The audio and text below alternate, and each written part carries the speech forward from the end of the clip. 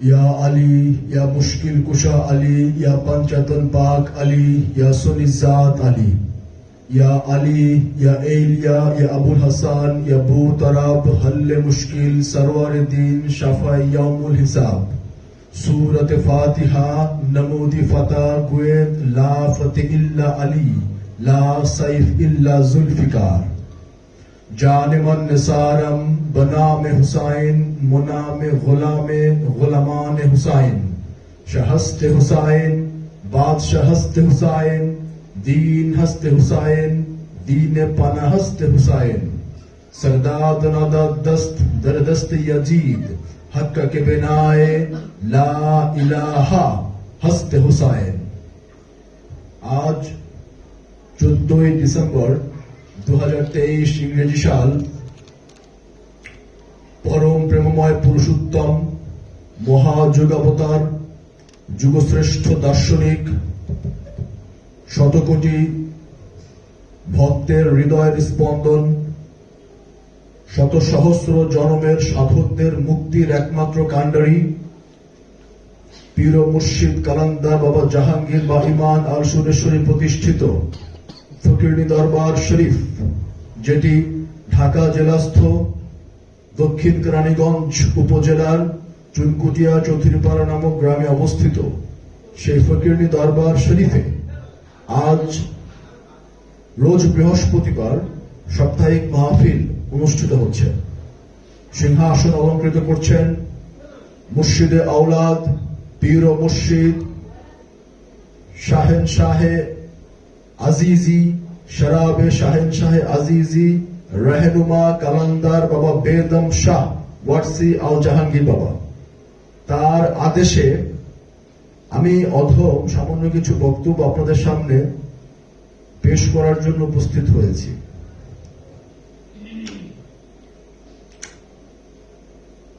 বেশ কয়েকদিন আগে ফেসবুকে ভিডিও আছে, আমাদের ইউটিউবে ভিডিও দেখেছে অনেকে বা দেখে। তো একজন আমাকে কমেন্ট করেছে যে মৃত্যুর পর আমরা কোথায় যাব, এ সম্পর্কে আপনি কিছু বলেন জানাতে। আমি তাকে বললাম, ভাই মৃত্যুর পরে আপনি কোথায় যাবেন সেটা মারা গেলেই বুঝতে পারবেন কোথায় যাবেন।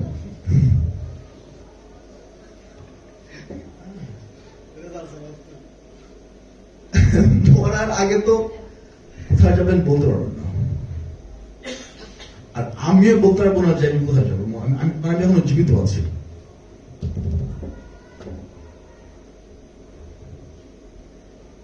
তারপর তাকে বললাম, তবে এইটুকু একটা ধারণা দিতে পারবো আপনাকে যে কোরআন কি বলছে আলটিমেটলি। কোরআনের আয়াতগুলো থেকে বা মহাপুরুষদের বাণীগুলো থেকে আমরা কি একটা ধারণা পাই, একটা অনুমানের উপর ভিত্তি করে আমরা আগাই। একটা স্বতঃসিদ্ধ সত্যকে ধারণ করার জন্য আমরা আগে হাইপোথিসিস দাঁড় করাই বা অনুমান দাঁড় করাই বা ধারণা দাঁড় করাই, অ্যাজাম্পশন বা হাইপোথিসিস দাঁড় করাই। ওইটা আপনাকে বলতে পারবো।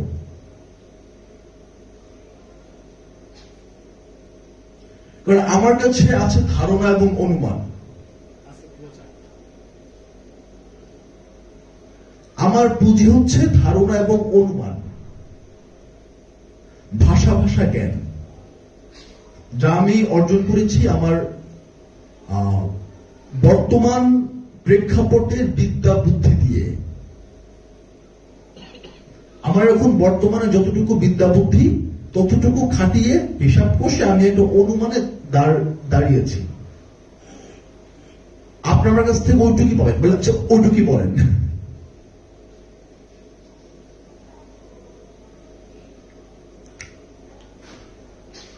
মানুষ মৃত্যুর পরে কোথায় যাবে, এই উত্তরটা যাদের কাছে আছে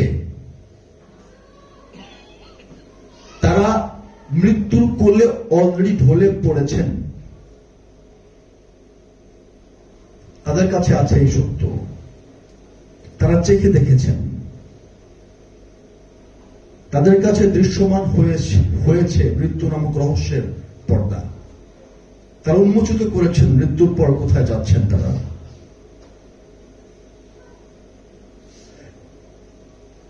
এই বিষয়টাকে কনফার্ম করার জন্য মহানবী একটা মহাকালাম প্রদান করেছেন জগতের সামনে, সেটা হচ্ছে মুতু কাবলা আন্তা মৌত। তোমরা জাগতিক মৃত্যুর আগেই আধ্যাত্মিক মৃত্যুকে আলিঙ্গন করো, তাহলে আর তোমাদের মরণ নাই।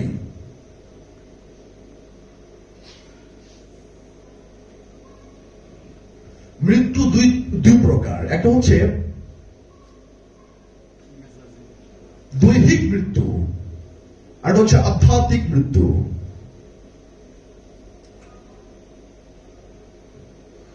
দুটোই ঘটে নফসের উপর, প্রাণের উপর। দৈহিক মৃত্যুতেও দেহ থেকে প্রাণটা বের হয়ে যায়।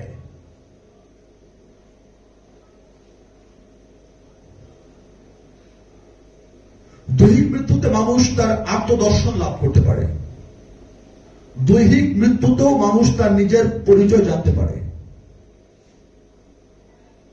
জগতে যত মানুষ ডায়াবেটিসে মারা গেছে, হার্ট অ্যাটাকে মারা গেছে, স্ট্রোকে মারা গিয়েছে, ক্যান্সারে মারা গিয়েছে, বিল্ডিং থেকে ছাপাইয়া মারা গেছে, ব্লা ব্লা ব্লা, প্রত্যেকের আত্মদর্শন হয়েছে। রবকে দেখেছেন, নিজেকে দেখেছেন, কিন্তু সেই আত্মপরিচয় হতাশা আছে, বোবা কান্না আছে, দুঃখ আছে, ক্রন্দন আছে। কারণ ওই যে প্রেসক্রিপশনটা ছিল তোমরা মৃত্যুর আগেই মরে যাও, ওটাকে এক্সিকিউট করতে পারে নাই। মৃত্যুর আগেই তারা মরতে পারে নাই, এর ফলে তাদের জাগতিক মৃত্যুকে আলিঙ্গন করতে হয়েছে। এবং জাগতিক মৃত্যুকে আলিঙ্গন করার পরও যে আত্মদর্শন হয়েছে সেটা স্থায়ী ছিল না, ক্ষণস্থায়ী ছিল, কিছু সময়ের জন্য, for the time being, but still তাদেরকে আবার কাম ব্যাক করতে হয়েছে জেলখানায়। ওটা সার্বিক এবং চিরন্তন মৃত্যু ছিল না। যদিও মৃত্যুকে বরণ করেছে, কিন্তু সেটা জোর জবরদস্তি করে, তার ইচ্ছায় নয়, অনিচ্ছায়। সেটা পেইনফুল, সেখানে ভয় থেকে গিয়েছে। সে মৃত্যু মুখে সে পতিত হইতে চায় নাই, কারণ সেখানে ভয় ছিল। সে মৃত্যুকে সে ভালোবেসে আলিঙ্গন করতে পারে নাই, সে ভয়ের সাথে আলিঙ্গন করতে হয়েছে বাধ্য হয়ে। তো যেখানে ভয় সেখানে মুক্তি নাই, যেখানে মুক্তি সেখানে ভয় নাই। এই কারণেই সেই ভয়ের ওপারে ডিঙ্গে যেতে বলা হয়েছে। সেই ভয়ের ওই পারে যে ডিঙ্গে যেতে পেরেছে তার আধ্যাত্মিক মৃত্যুটি হয়েছে। সেটা কিসের মৃত্যু? আমিত্বের মৃত্যু, অহংকারের মৃত্যু, কামনার মৃত্যু, লালসার মৃত্যু, চাওয়া পাওয়ার মৃত্যু, ক্রোধের মৃত্যু, হিংসার মৃত্যু, প্রতিযোগিতার মৃত্যু, মোহের মৃত্যু।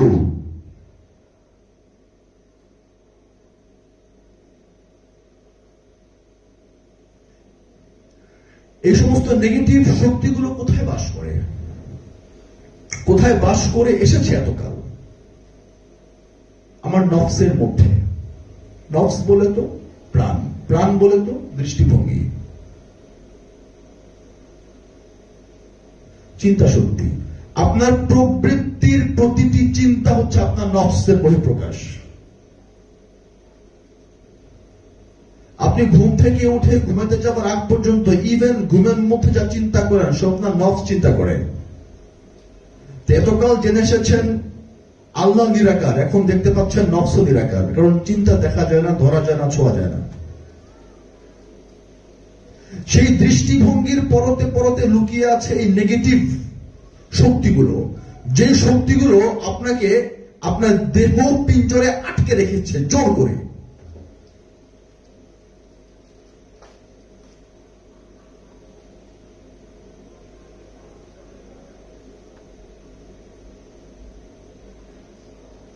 মানুষ শাস্তি পেলে কারাগারে যায়, সেন্ট্রাল জেলে পাঠিয়ে দেওয়া হয়। কারণ সেখানে স্বাধীনতা সে ভোগ করতে পারে না। তারপরেও কি স্বাধীনতা ভোগ করে না? করে।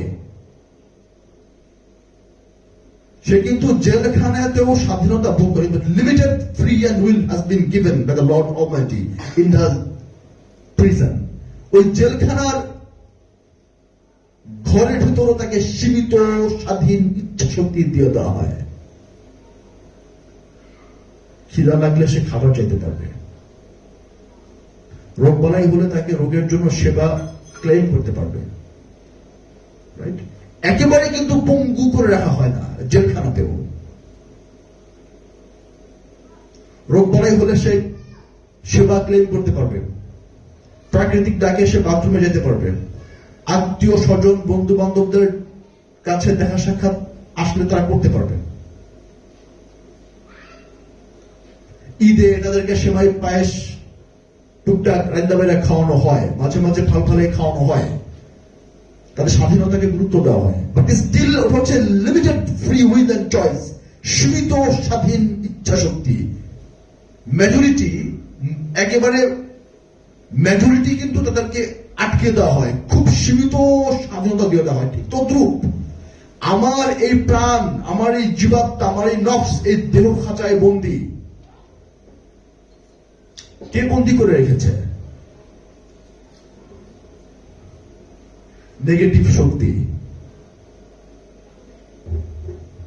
প্রমাণ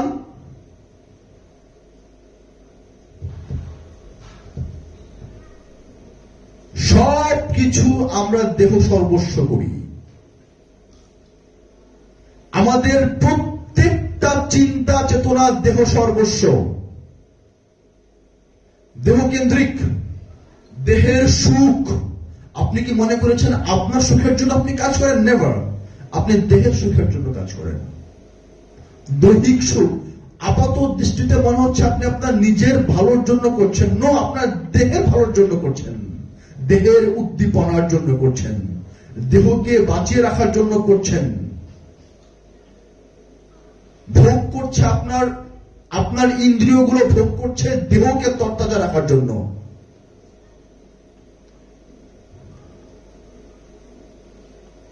আপনি পরিবারের কাছে যান দেহের সুখের জন্য, আপনি ব্যবসা করেন দৈহিক সুখের জন্য, আপনি চাকরি করেন দৈহিক সুখের জন্য, আপনি ঘুমান দৈহিক সুখের জন্য, ব্যায়াম করেন দৈহিক সুখের জন্য, এক্সারসাইজ করেন দৈহিক সুখের জন্য, ঘুম থেকে আর্লি উঠেন দৈহিক সুখের জন্য, ঘুমাইতে যান আর্লি দৈহিক সুখের জন্য, ওষুধ খান দৈহিক সুখের জন্য, 3 বেলা খাবার খান দৈহিক সুখের জন্য।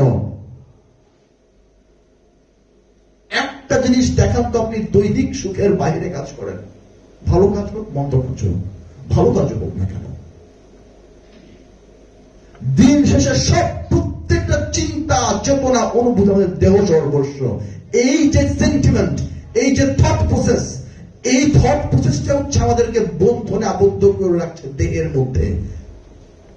এই নেগেটিভ থট গুলো যখন জোর করে এই দেহ খাঁচা থেকে বের করে নিয়ে যাওয়া হবে, তখন আপনি যেতে চাইবেন না, কিন্তু আপনি তখনও মুক্ত। কিন্তু সেই মুক্তির স্বাদ পার্মানেন্ট নয়, স্থায়ী নয়, অস্থায়ী, ক্ষণস্থায়ী, স্বল্পক্ষণের জন্য। সেটাকে সার্বজনীন করে ফেলার জন্য আহ্বান জানানো হয়েছে ঐশী গ্রন্থগুলোতে, যে তুমি জানো এই দেহটা তুমি নও। তুমি কিছুদিনের জন্য দেহতে এসেছো তোমার নফসের ডেভেলপমেন্টের জন্য। তোমার নফসকে তুমি নিম্নতর পর্যায় থেকে উচ্চতর পর্যায়ে আরোহণ করাইবা। সেটার জন্য একটা কন্টেইনার প্রয়োজন, খাঁচার প্রয়োজন, যেখানে নফস আসবে।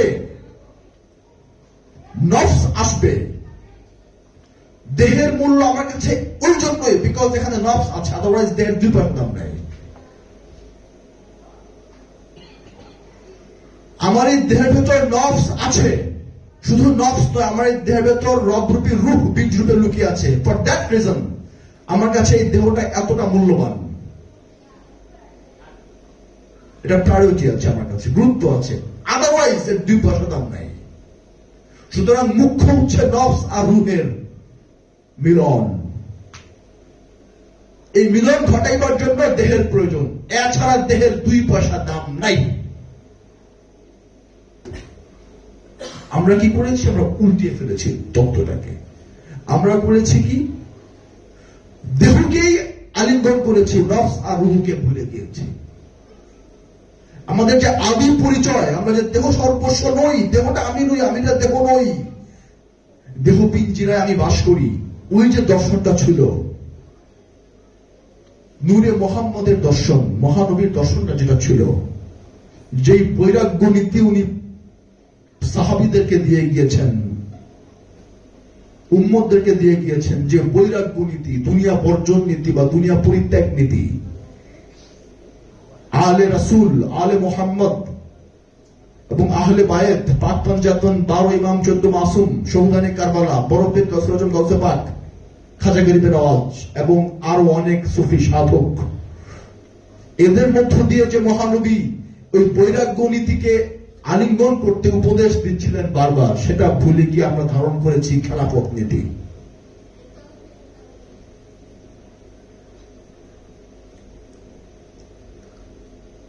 রাজ্য শাসন নীতি, মাসলা, মাসাইল, আইন শাস্ত্র, ভোগ নীতি, স্বেচ্ছাচারিতা, লেবাস এবং ঠুনকো স্টাইল, বাহ্যিক স্টাইল, যে ঠুনকো, এগুলো একটার মধ্যে নফস এবং রুহের কোনো ইম্পর্টেন্স নাই, গুরুত্ব দেওয়া হয় নাই। সব দেহ সর্বস্ব, আমাদের বন্দীগুলোও দেহ সর্বস্ব। বিশ্বাস হয় না? বন্দী কি? দেহ সর্বস্ব। সাধনাও দেহ সর্বস্ব আমরা করি। পীরের কাছে যান, হেইয়াও মুক্তি পাওয়ার লেগা। কে মুক্তি না পাইলে কষ্ট লাগবো, কষ্ট করবার মন চায় না, তাই মুক্তি দাও, আর পারি না। হিয়ানো চাওয়া পাওয়া কেন? কারণ দেহের ভেতর আজাব, আজাব থেকে মুক্ত করো। ওখানেও দেহের শান্তি খোঁজেন, পীরের কাছে আইসাও। সূক্ষ্মতর দৃষ্টিতে আমরা কেউই দেহের বাইরে নই।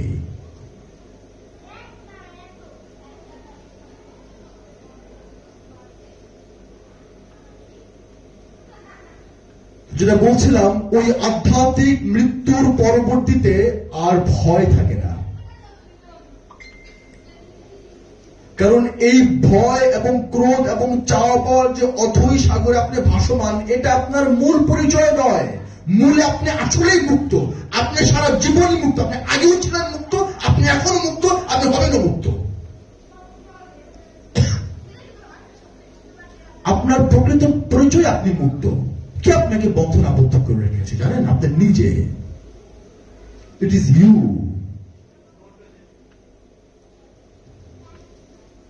that makes yourself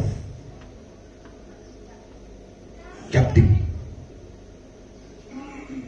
আপনার চিন্তা আপনাকে মুক্ত হতে দিচ্ছে না, আপনার দৃষ্টিভঙ্গি আপনাকে মুক্ত হতে দিচ্ছে না,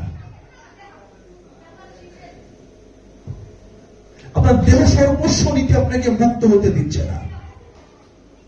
কিন্তু আপনার আসল পরিচয় কিন্তু আপনি মুক্ত। আপনি আদিতে ছিলেন মুক্ত, কিন্তু আপনার দৃষ্টিভঙ্গি আপনাকে মুক্তি পেতে দিচ্ছে না।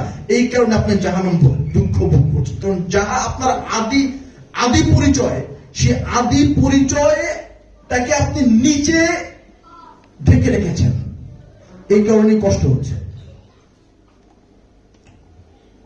যা মুক্তি পেতে চায় তাকে আটকে রাখলে পেইন হয়। এটা কিন্তু ফিলসফি। যা মুক্তি পেতে চায়, যা মুক্তির স্বাদ গ্রহণ করতে চায়, যা সার্বজনীন হইতে চায়, যে সত্তাটা সার্বজনীন হইতে চায়, যে সত্তাটা মুক্তির বারোটায় নিজেকে শৃঙ্খল মুক্ত করে সার্বজনীন হইয়া জগতের সেবা করতে চায়, সবার হয়ে যেতে চায়, সেই সত্তাটাকে আপনার অন্য একটা নকল সত্তা জোর করে আটকে রেখেছে, দাবিয়ে রেখেছে তাকে। এই কারণে পেয়ে হচ্ছে।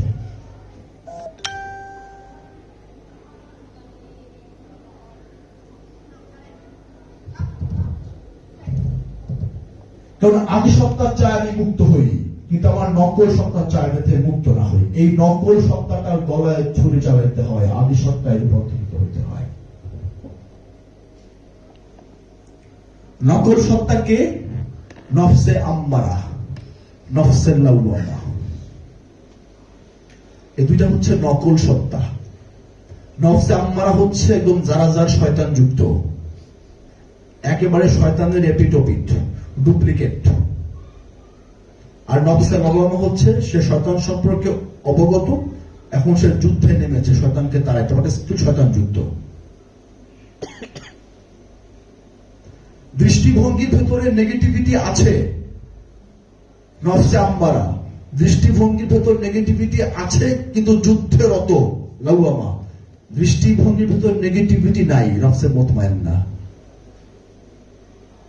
এবং নফসে মুতমাইন্নাকে মহামান্য মহানবী বলছেন অ্যাট ওয়ান্স জান্নাতে প্রবেশ করো। সূরা ফজরে আছে, কোথায় আছেন না? নফসে মুতমাইন্নাকে বলছে অ্যাট ওয়ান্স জান্নাতে প্রবেশ করো। ওহে প্রশান্ত চিত্তের নফস। নফসে মুতমাইন্না হচ্ছে প্রশান্ত চিত্ত। প্রশান্ত, প্রশান্ত কিসে হয়েছে প্রশান্ত? বাবা বেদম ওয়ারসেল জাহাঙ্গীর বলে থাকেন যে সুখ এবং প্রশান্ত দুই মেরুতে অবস্থান করে। সুখ হচ্ছে জাগতিক এবং বাহ্যিক ভোগের ভেতরে সীমাবদ্ধ, আর শান্তি হচ্ছে মহাজাগতিক একটা টার্ম। সুখের সব কয়টা ইন্দ্রিয়কে, সুখের সব কয়টা ইন্দ্রিয় থেকে মুক্ত হইতে পারলেই শান্তি আসে। সুখ হচ্ছে ভোগ, যেটা ইন্দ্রিয়ের লালসা, বস্তুর পূজা। আপনি একটা টয়োটা কিনলে মার্সিডিজ কেনার লোভ জাগ্রত হবে, মার্সিডিজ কিনলে রোলস রয়েলস কেনার স্বাদ জেগে উঠবে। আপনার সুখ ভোগের বাসনা শেষ হচ্ছে না কখনো, কেন জানি। আপনি দুইটা গার্মেন্টস বানিয়েছেন, আর একটা গার্মেন্টস বানাতে ইচ্ছা হবে। আপনি ফ্রান্সে শিপমেন্ট করেন, এখন আপনার শিপমেন্ট করা ধান্দা ইটালিতে, একে একে জার্মানিতে, সমস্ত ইউরোপ আপনার কবজা করার নেশা আপনাকে পেয়ে বসেছে। আমার প্রোডাক্ট সেখানে চলবে। It seems good. মানুষ ভালো কর্মের দোহাই দিয়ে আপনি সমাজে পার পেয়ে যাচ্ছেন। ভালো কর্ম করছি, আল্লাহ তো কাজ করতে মানা করেনি, এটা তো আমি সুন্দর কাজ করছি, উপার্জন করছি, দান খয়রাত করছি, জাকাত দিচ্ছি, হজ করছি, সব ঠিক আছে। আপনি একটা ভালো কাজের খোলস পরিয়ে দিয়েছেন আপনার অসীম লালসার চেহারার উপর।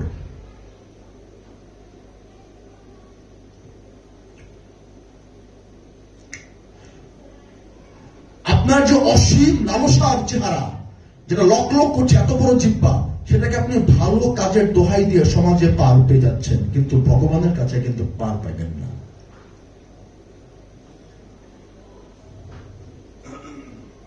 চিরস্থায়ী চিরঞ্জীব নূরে মোহাম্মদ মুস্তাফা সাল্লাল্লাহু আলাইহি ওয়াসাল্লামের কাছে পার পাবেন না, যিনি বিধানদাতা, যিনি কাহ্হার, সেই সাকার রব, যিনি যুগ যুগান্তরে পৃথিবীর বুকে নেমে আসেন স্বেচ্ছায়, তার কাছ থেকে আপনি ক্ষমা পাবেন না। জামানার মুজাদ্দেদ যিনি, অলিকুলের শিরোমণি, মুক্তিদাতা, তার কাছ থেকে রেহাই পাবেন না। কারণ তিনি আল্লাহকে ধারণ করেছেন। আল্লাহর কোথাও নাই মানুষের ভেতর। কোন এক 7 আসমানের উপরে আল্লাহ বাস করেন না। কুলে এতদিনে খুঁজা ফলাইতে পারতাম। সায়েন্স তত দূরে এগিয়েছে।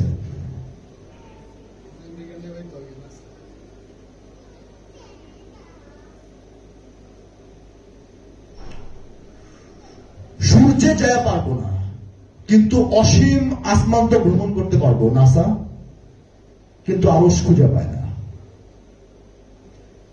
মহাবিশ্বের এই পাশ থেকে ওই পাশ স্যাটেলাইট দিয়ে দিয়েছে, কিন্তু আরশ খুঁজে পায় না।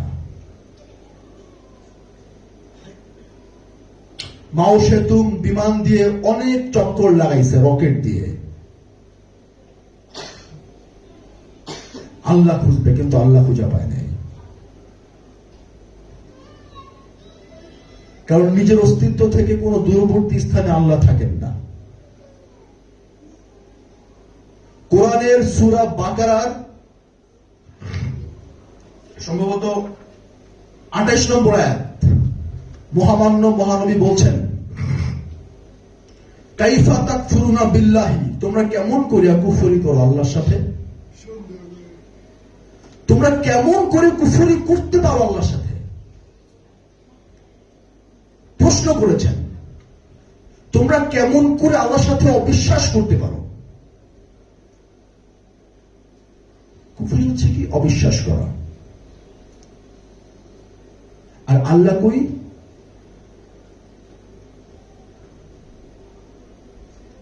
নিজের আত্মার সাথে, নিজের অনুভূতির প্রকোষ্ঠে লুকিয়ে আছেন পরমাত্মা রূপে। সেই পরমাত্মায় তোমরা কিভাবে অবিশ্বাস করতে পারো? এর সাংঘাতিক হাকিকি অর্থ হচ্ছে, তোমরা কি করে তোমাদের নিজেদের প্রতি আস্থা হারাইতে পারো? কারণ তুমি তো পরমাত্মার অংশ, তোমার ভিতরেই পরমাত্মা। তুমি কি করে তোমার নিজের থেকে নিজেকে দূরে সরা রাখতে পারো?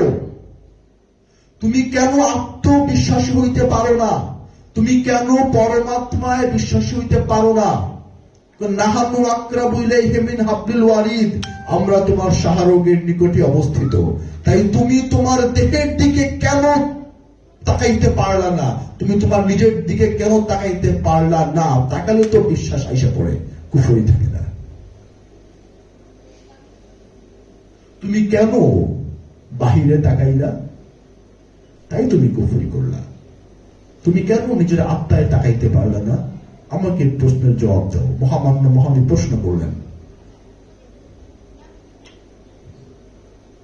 আবার তিনি বললেন, ওয়া কুনতুম আমওয়াতান, এবং তোমরা ছিলা মৃত। খুব লক্ষ্য করার বিষয়, এবং তোমরা ছিলা মৃত। কথা নাই, বার্তা নাই, বাক্যের শুরুতে ওয়া, এবং। কেন?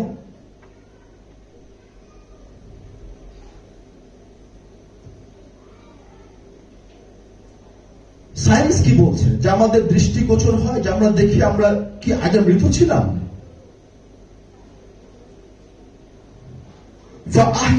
সুতরাং তোমাদেরকে জীবিত করেছেন। আমরা বায়োলজির সূত্র বলে, শুক্রাণু এবং ডিম্বাণুর মিলনের ফলে জাইগোট সৃষ্টি হয়। জাইগোট ধীরে ধীরে ভ্রূণ হয়, ভ্রূণ ধীরে ধীরে দেহ ধারণ করে, রক্তপিণ্ড তৈরি হয়। 10 মাস মায়ের পেটে বড় হওয়া হয় দেহ।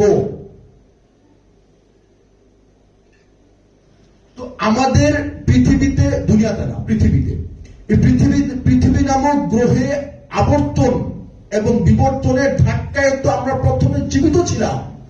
জীবন থেকে আমাদের আগমন। কিন্তু মহামান্য মহাপ্রভু মোহাম্মদ মুস্তাফা বলছেন, তোমরা আগে ছিলে মৃত।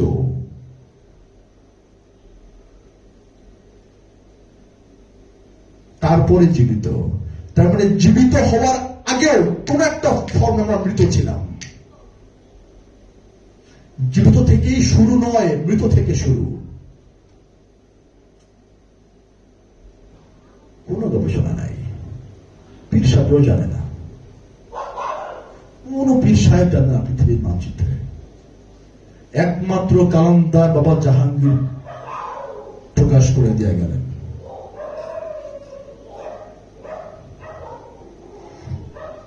আম জনতার জন্য এবং আইনস্টাইনদের জন্য, ঠেলাগাড়িওয়ালার জন্য তার বাণী, এবং আইনস্টাইন, স্টিফেন হকিং গোত্রের বিজ্ঞানীদের জন্য তার মহাবাণী। তাই তিনি মহাগুরু। কারণ মহাগুরুর এই তো ফিতরাত, ক্লাসের সবচাইতে লাস্ট বেঞ্চের দিকেও তাকে খেয়াল রাখতে হয়। আবার ফার্স্ট বেঞ্চে যে প্লেস করবে, প্রথম 3, তার দিকেও খেয়াল রাখতে হয়।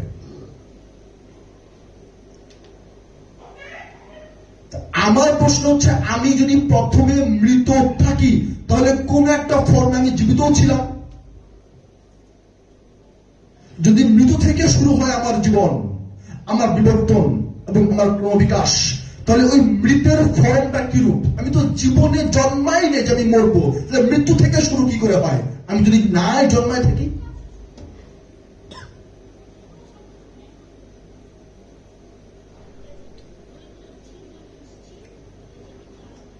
এটা কিরকম মৃত্যু? আমি কোন ফরম্যাটে মৃত ছিলাম? মহানবী কিন্তু বলেছেন আগে তোমরা জীবিত হইছো তারপর মৃত্যু। না না না, আগে মৃত্যু পরে জীবন।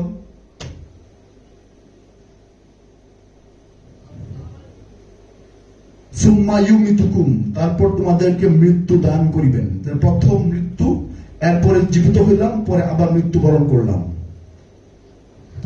সুম্মা ইউহইকুম, তারপর তোমাদেরকে আবার জীবিত করবেন। প্রথমে মৃত্যু, জীবিত, মৃত্যু, আবার ফোর্থ টাইম জীবিত। দুইবার মৃত্যু, দুইবার জীবিত। লাস্ট আয়াত দেখেন না, একই আয়াতের লাস্ট অংশ, সুম্মা ইলাইহি তুরজাউন, তারপর তাহার দিকে প্রত্যাবর্তন তথা ফিরিয়ে আসা। সুবহানাল্লাহ, হাই মহানবী মুস্তাফা, আপনার শান মান জালুয়া। খুব লক্ষ্য করার মতো বিষয়, খুবই লক্ষ্য করার মতো বিষয়। মরার পরে তার কাছে প্রত্যাবর্তন করা যায় না। যখন লাস্ট মোমেন্টে আপনি তার কাছে প্রত্যাবর্তন করবেন, আপনাকে জীবিত থাকতেই হবে। তাই সুম্মা ইলাইহি তুরজাউন, অতঃপর আমার দিকে প্রত্যাবর্তন বলার আগ মুহূর্তে ও জীবিত ছিল, জীবিত স্টেজে ছিল।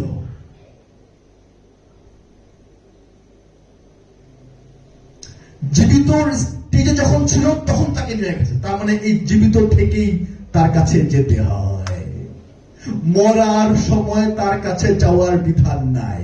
জীবিত অবস্থায় সবকিছু দেখছে, বুঝতে পারছে, তার ইন্দ্রিয় শক্তি কাজ করছে, সবকিছু দেখতে পাচ্ছে, কথা বলতে পারতেছে, হ্যাঁ, সব বুঝতে পারতেছে, ইন্দ্রিয় সচল, দৃষ্টিভঙ্গি সচল, ক্লিয়ার কাট, ইহাকে জীবিত বলে।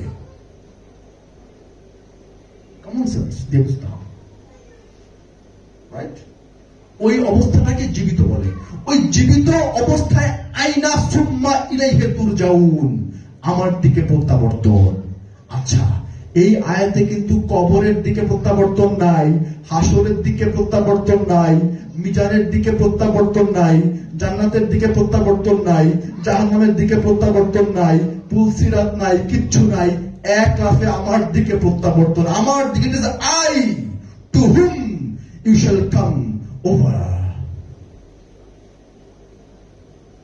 এটি হচ্ছে মারিফতের গোপন কথা, এটি হচ্ছে জীবন চক্রের ধাবমান প্রক্রিয়া।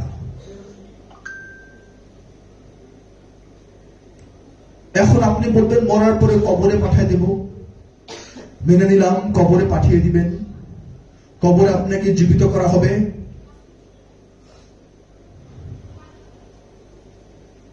কবরে জীবিত করা হবে এরকম একটা আয়াত কোরআন থেকে দেখাইতে পারবেন?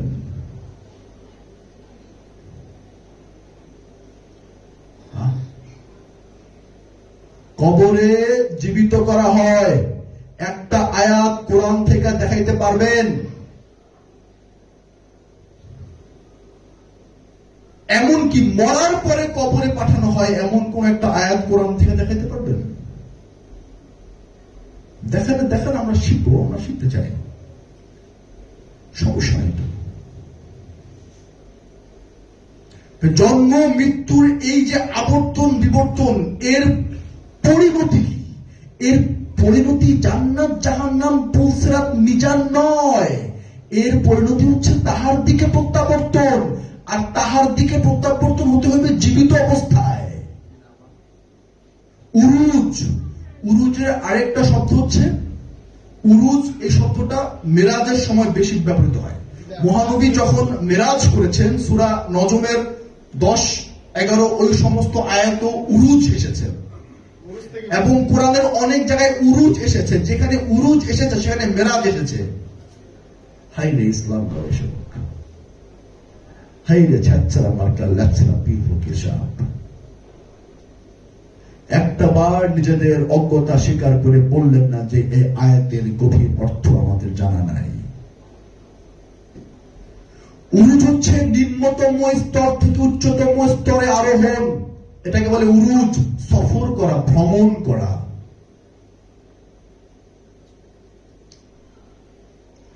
তোমরা উরুজ করো, ভ্রমণ করো, আমার দিকে আসার জন্য ভ্রমণ করো। তিনি কোথায় থাকেন? খুঁজে বের করে দেন কোথায় থাকেন।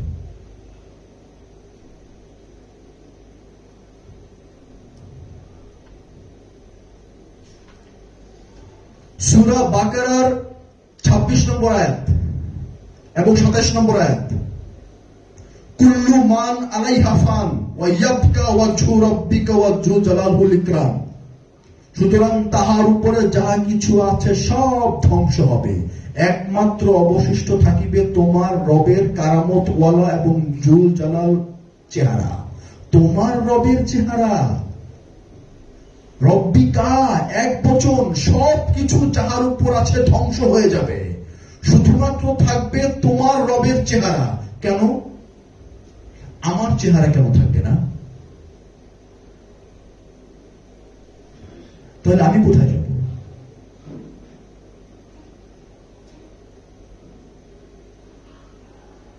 এটাকে যদি কিয়ামতের আয়াত ধরে নেই, তাহলে যদি সব কিছু ধ্বংস হয়ে যায় কিয়ামতের দিনে, আবার তৎক্ষণাৎ হাসরের মাঠ বানানো হবে, এই আয়াত তো পেলাম না।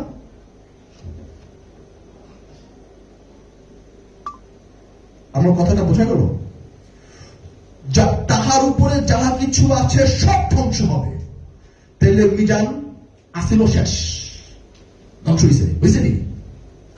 জান্নাত আসিল 8টা, ধ্বংস হয়েছে নি? যাহা কিছু সব, মানে কি? পৃথিবী গেছে, সূর্য গেছে, নক্ষত্র গেছে, চন্দ্র গেছে, ধ্বংস হয়েছে। জান্নাত গেল, জাহান্নাম গেল, ধ্বংস। মিজান হইল, পুলসিরাত হইল, সব গেল, হাসর গেল, কিচ্ছু নাই, সব কিছু ধ্বংস। কুল্লু মান আলাইহা ফান, তাহার উপর যাহা কিছু ছিল সবকিছু ফান হবে, ধ্বংস হবে, শুধু থাকবে তোমার রবের চেহারা, তোমার, সিঙ্গুলার, এক বচন। কেন বললেন না আল্লাহ কুল্লু মান আলাইহা ফান ওয়া ইয়াবকা ওয়াজহু নফসুল? তোমার নফসের চেহারা আমি নাই, তাইলে আমি না থাকলে জান্নাত কেমনে থাকবো? বিচারও তো নাই। তাহলে এটা কি জাগতিক কিয়ামত? কখনো না, আধ্যাত্মিক কিয়ামত। তাই এক ব্যক্তি কেন্দ্রিক, এক বচন, যার যার মৃত্যু তার ইন্ডিভিজুয়াল কিয়ামত। প্রত্যেকটা মানুষের মৃত্যুই তার জন্য কিয়ামত। কোরআন অসম্ভব স্বাধীনতা এবং রূপকতার আশ্রয় শব্দ চয়ন করেছেন।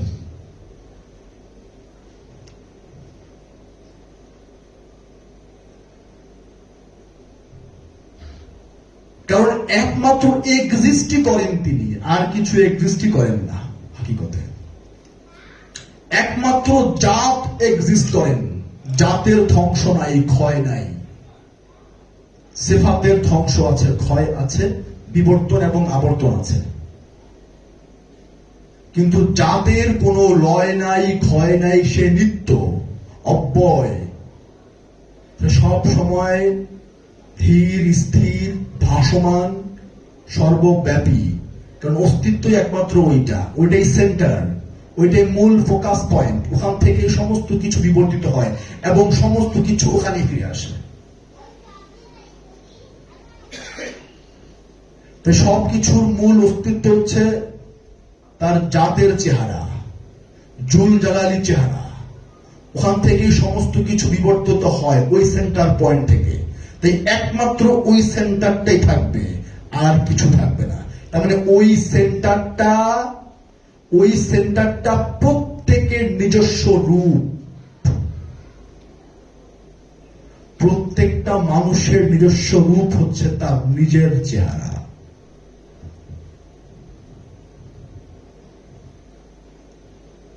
তাই আনাল হক, আমি সত্য, এটাই সেই সেন্টারের বাণী, আত্মদর্শনের বাণী। আনা সুবহানি মা আজামুশানি, আমি সত্য, আমি সুবহানি, সব শান আমারই। ওটাই সেই রব্বিকা, ওয়াজহু রব্বিকার ভাষা। লাইসা ফি জুব্বাতি সিওয়া আল্লাহ তাআলা, এই জুব্বার ভেতরে আল্লাহ ছাড়া কিচ্ছু নাই। এটাই সেই জুল জালালি ওয়াল ইকরামের সেন্টার পয়েন্টের ভাষা। সোহম সোহমি, এটাই সেই পয়েন্টের ভাষা। মুই তুই, তুই মুই, এটাই সেই পয়েন্টের ভাষা। ওমা রামাইতা ইজ রামাইতা ওয়ালাকিন্নাল্লাহ রামা, আপনি পাথর ছুঁড়ে মারেন নাই, আমি আল্লাহ পাথর ছুঁড়ে মেরেছি। ওটাই সেই সেন্টার পয়েন্টের ভাষা। ওমা ইয়ানতিকু আনিল হাওয়া, আমার নবী, আমার প্রফেট একটা কথাও নিজ প্রবৃত্তি থেকে বলে নাই। এটাই সেই সেন্টার পয়েন্টের, ফোকাস পয়েন্টের কথা। ওটাই ওই পয়েন্টে ধ্বংসের ঊর্ধ্বে, এর কোনো ধ্বংস নাই। ইহা আমাদের প্রত্যেকের আদি এবং অনন্ত রূপ। ওই রূপে প্রত্যাবর্তন করতে পারলে আর মৃত্যু নাই, ধ্বংস নাই। উরুচ করে করে ওই পয়েন্টে যাইতে হয়। তাই এখানে ইন্ডিভিজুয়াল এক বচন ব্যবহার করেছেন। নাহানু আকরাবু ইলাইহি মিন হাবলিল ওয়ারিদ, রব রূপে, আকরাবু রব রূপে, আমরা তোমাদের শাহরোগের নিকটে বীজ রূপে লুকিয়ে আছে। এটাকে জাগ্রত করো।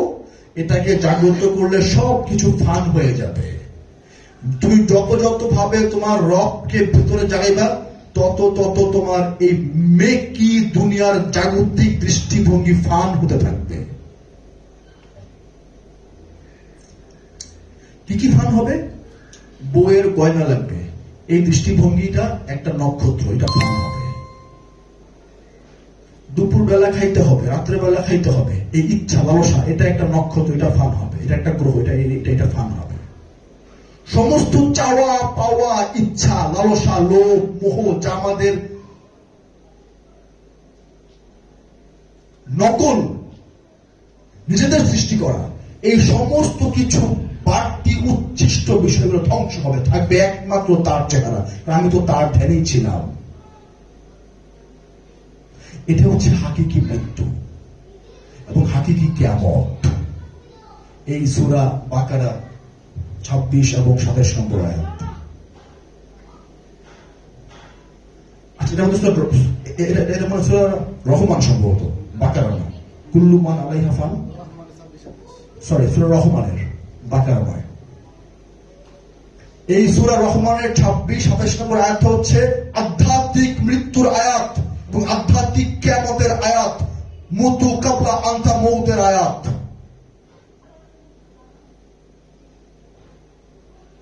আত্মপরিচয়ের আয়াত, আত্মদর্শনের আয়াত। কারণ স্ট্রেট ফরওয়ার্ড বলছে তোমার রবের চেহারা, তার মানে রবেরও চেহারা আছে। তাদের রব নিরাকার নয়। কোরআনে অনেক জায়গায় রবের চেহারা আছে, যেখানে স্বয়ং মুহাম্মদ মুস্তাফা বলছেন রবের চেহারা আছে। আপনি রবের চেহারা নাই, নিরাকার, কি করে বলছেন? বলেন যে আমার জানা নাই, হয়ে গেল, লেটা চুকে গেল, মেনে নিলাম। আপনিও সম্মানের জায়গায় থাকলেন, বলেন যে আমি জানি না, আমি আল্লাহরে দেখি নাই, বা এই চেহারা আমি দেখি নাই, হয়ে গেল তো, প্রবলেম সলভ তো। আশ্চর্য, বোঝেন না কেন? হ্যাঁ ভাই, আল্লাহ বলছে আল্লাহর চেহারা আছে, আমি মৌলভী সাহেব আমি আল্লাহরে দেখি নাই। আপনার সম্মানের জায়গায় থাকলেন তো, প্রবলেম সলভ তো। কেন বললেন আমি সাক্ষ্য দিচ্ছি আল্লাহ নিরাকার? কেন বললেন? এগুলি যেগুলি আন্ধা, অজ্ঞ, মূর্খ, তাগলগে এগুলা করে পারবেন। যারা জানে তারা যদি গোমর ফাঁস করে দেয়, কোথায় নেমে যাবেন আপনারা? একটু ভয়ডর নাই? আর কতকাল মহামান্য মহানবীর বাণীর উপর খবরদারি করবেন, নিজের ইচ্ছা চাওয়া করবেন?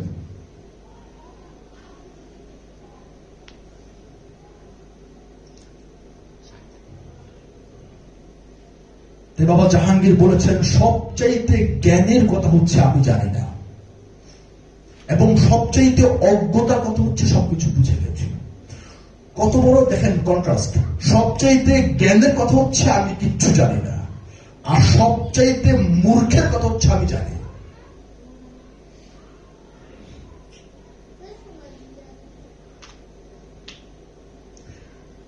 জাগতিক ভাবে ইকুয়েশন দিয়ে বুঝাই, মানে হিসাব নিকাশ দিয়ে।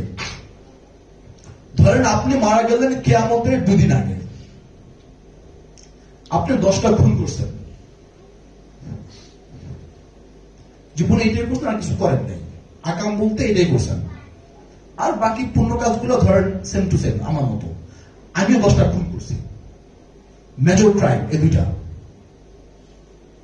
উজ্জ্বলের লোকে আমার এই দুটাই মিল। উজ্জ্বল 10টা খুন করছে, আমিও 10টা খুন করছি। এছাড়া আর তেমন কোনো খারাপ কাজ, সুদ খাই নাই, আমিও খাই নাই, ওও খাই নাই, ঘুষ আমিও খাই নাই, ওও খাই নাই, রেপ আমিও করে নাই, ওও করে নাই, গীবত আমিও করে না, ওও করে না, মানুষের কোনো হক টক আমিও মারছি না, ওও তেমন একটা মারছে না। মোটামুটি 19-20 হতে পারে, কিন্তু মেজর ক্রাইম দুটা একদম পুরোপুরি মিলে গেছে। আচ্ছা, হে মরলো কিয়ামতের 2 দিন আগে, আমি মরলাম কিয়ামতের 200 বছর আগে। কি একটা বিপদের অবস্থা। তা আমি 200 বছর কবরের আযাব ভোগ করাম, আমি 200 বছর পর কবর থেকে উঠতে লগে লগে কিয়ামতে খাড়ায় গেলাম হাসরের মাঠে, টম করে বোম টম ব্রাশ করে কিয়ামতে গেল, আমি হায় হায় হাসর ময়দানে খাড়ায় গেছি 200 বছর পর। আর উইয়ে আমার মতো সেম আকাম কাম কইরা এই 2 দিন আগে মইরা 2 দিন কবরে থেকে উঠতে গেল, তো উর তো আযাব কম। আমি তো কমু, তুমি তো আমার এত কাল আযাবে কেন ভোগ করাইছো, পুরে 2 দিন আমি কেন 200 বছর খাটলাম। আল্লাহ কইব তোর 2 দিন মানে ওর 2 দিন ইজ ইকুয়াল টু ওর 200 দিন। এখন আপনার কাছে হিসাব নাই, জোর করে মিলাইবেন। কোথায় বলা আছে শাস্তির এই ইমব্যালেন্স, এই মিসম্যাচ? শাস্তির এই মিসম্যাচ, হিসাব সমীকরণ কোথায় বলা আছে? আছে কোথাও? না। শাস্তির ইকুয়াল পানিশমেন্ট বলা হয়েছে, সমান শাস্তি। আমি বাপের পাপ পোলাকে দেই না, পোলার পাপ বাপেকে দেই না, যার যার পাপের ভার তে বহন করে, সে বহন করে। তাহলে আমি 200 বছর ক্ষুধার হাত বেহুদা সাজা পেলাম একই ক্রাইম কইরা, আর উজ্জ্বল সেম ক্রাইম কইরা কিয়ামতের 2 দিন আগে মইরা গেল। এটা কি জবাব দিব আল্লাহ? তাই কিয়ামত ব্যক্তি কেন্দ্রিক, সামষ্টিক নয়। কিয়ামত সামষ্টিক নয়, পুনরুত্থান সামষ্টিক নয়, পুনর্জন্ম সামষ্টিক নয়, হাসর সামষ্টিক নয়, মিজান সামষ্টিক নয়, যার যার ব্যক্তি কেন্দ্রিক, ইন্ডিভিজুয়াল। তাই সুফিবাদ ব্যক্তি কেন্দ্রিক। তাই এখানে বলা আছে কুল্লুমান আলাইহা ফান ওয়া ইয়াবকা ওয়াজহু রাব্বিকা, তোমার রবের চেহারা, তোমাদের না। তোমার রবের চেহারা তুমি দেখবে, আমার নামই তো ব্যক্তি কেন্দ্রিক, এক বচন।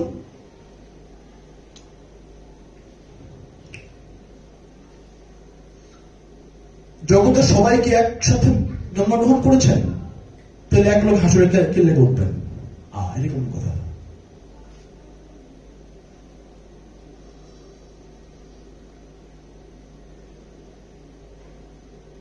আরাফাত ময়দান কই? সৌদি আরব। আচ্ছা, পৃথিবীতে এখন কয় কোটি মানুষ? গুগলে সার্চ দেন, অ্যারাউন্ড 600-700 কোটি হবে হয়তো। সৌদি আরব কত বর্গ কিলোমিটার?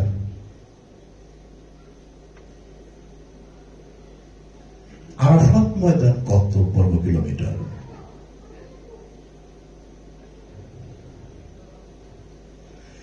আপনি আরাফাত ময়দান বাদ দেন, পুরা সৌদি আরব যদি আপনি 600 কোটি মানুষের জায়গা দিবার চান, সম্ভবপর এই সময়? কিন্তু এই পৃথিবী সৃষ্টির আগ পর্যন্ত এবং এখন থেকে কত কোটি কোটি ট্রিলিয়ন মানুষ মরে গেছে, সেগুলোও জায়গা দিবেন। আবার অহন যেগুলি আছে সেগুলোও জায়গা দিবেন, সামনে যেগুলি মরবে সেগুলোও জায়গা দিবেন, এক মাঠের মধ্যে। আয় দেখি,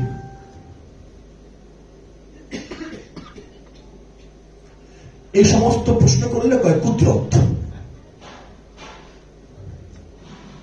কুদরতে জায়গা দেবে।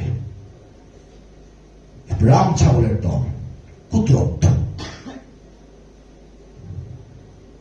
যাহার কিছু নাই, আমি তো আসলে কই, যাহার কেহ নাই তাহার আছে কুদরত। শেষ যুক্তি হচ্ছে কুদরত। কুদরতে জায়গা দেবে। তাই মৌলভী আর ছ্যাঁচড়া পীর ফকিরের শেষ যুক্তি কুদরত। বুঝছেন মা? কুদরত আপনাদের কয়নি কুদরত? কুদরত। প্রশ্ন করলাম আল্লাহর তো চেহারা আছে? না না, কুদরতি চেহারা। আল্লাহর পাও আছে? কুদরতি পাও। আল্লাহর হাতে তো বায়াত নেওয়া যায়, মৌলভী সাহেব তো কুদরতি হাত। কিন্তু মহানবী একটা বড় কুদরত কইল না। হ্যাঁ, ভুলে গেছিল, আমরা মনে করে দিচ্ছি।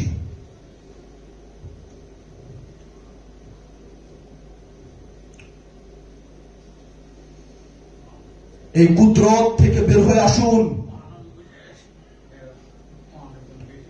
কুদরত থেকে বের হয়ে আসুন। সমাজের আপনারা বিশ্বাস করবেন না, বড় বড় প্রফেসর, চ্যান্সেলর, ইঞ্জিনিয়ার, বিদ্যাবাসী কুদরতের রোগে আক্রান্ত। বড় বড় দার্শনিক এই কুদরত রোগে আক্রান্ত। যেই মানুষ আপনাদের কুদরতে ছুপা জায়গা, আর সমস্ত বিদ্যা ছুপা জায়গা, একে ভেজা দিলে হয়ে জায়গা, আর ঘরে কোনো কথা কেবার চায় না যদি কুদরত। মাগু না জানি আমাদের কুদরত কত বড়। মৌলভী সাহেব এত এত বই পড়ছে, সব কুদরত জন্য গেছে গা। এতগুলি বই পিছা রেখা ভিডিও করে ইউটিউবে। ভিডিও করার স্টাইল কিন্তু অন্যরকম। এত মোটা মোটা বইয়ের শেলফ রেখা পরে ভিডিও বানায় ইউটিউবে। এখন আমার মতো ইঞ্জিনিয়ার জীবন যে কোরআন পড়ছে না, হইতে পারি ইঞ্জিনিয়ার এবং আর্কিটেকচার, হইতে পারি ইউনিভার্সিটির, আমি তো কোরআন পড়ছি না। মানে এত মোটা মোটা কোরআন যেহেতু মৌলভী সাহেব পড়ছে, তাহলে তো হ্যাঁ জানে ওই কুদরত। আচ্ছা, খিচ খাইলাম, এই খিচ খাই গেছে বড় বড় বিদ্যান ভাওতাবাজি, সুফিবাদ, চাক্ষুষ, নগদ। যদি কুদরত থেকে থাকে আমাকে দেখাও, আমি কুদরত দেখতে চাই।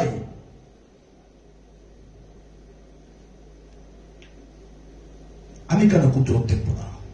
আমি কেন কুদরতের উপর আবছা আবছা ধারণা রাখবো? আল্লাহ পাক তো কুদরত বলেন নাই।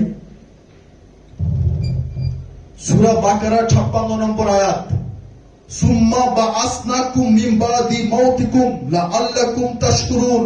তারপর তোমাদের মৃত্যুর পর তোমাদেরকে পুনরায় উঠাইলাম। The point to be noted, বাআসনাকুম, তোমাদেরকে উঠাইলাম, প্রেজেন্ট পারফেক্ট টেন্স, মানে অলরেডি ঘটনা ঘটে গেছে।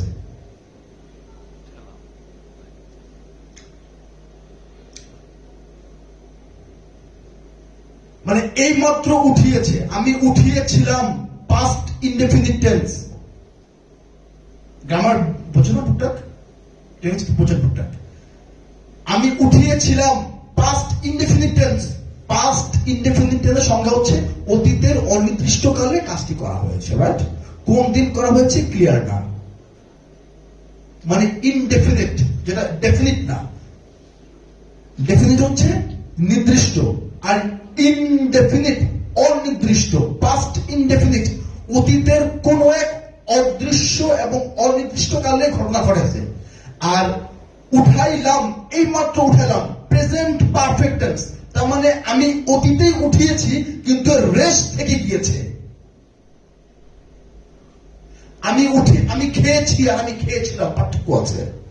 আমি খেয়েছিলাম আর আমি খেয়েছি, পার্থক্য আছে না? আমি খেয়েছি মানে কি বোঝা যাচ্ছে যে আমি এই মাত্র খেয়েছি, কাজটা অতীত হয়েছে, মানে আমাকে টেন্স শিখাতে হচ্ছে। মানে আমাকে, মানে বিষয় হচ্ছে কি, আমি মানে খেয়েছি অতীতে, কিন্তু রেস্ট এখন মানে এই কিছুক্ষণ আগে, অতীত বা কিছু কিছু অতীত, বেশি অতীত হয়েছে না। এই ওয়ার্ড হচ্ছে বাআসনাকুম, আমি তোমাদেরকে মৃত্যুর পর উঠাইলাম। তার মানে ঘটনা কইটা গেছে, কিন্তু মৌলভী সাহেব বানাইছে ফিউচার টেন্স, আমি মরার পরে উঠাবো।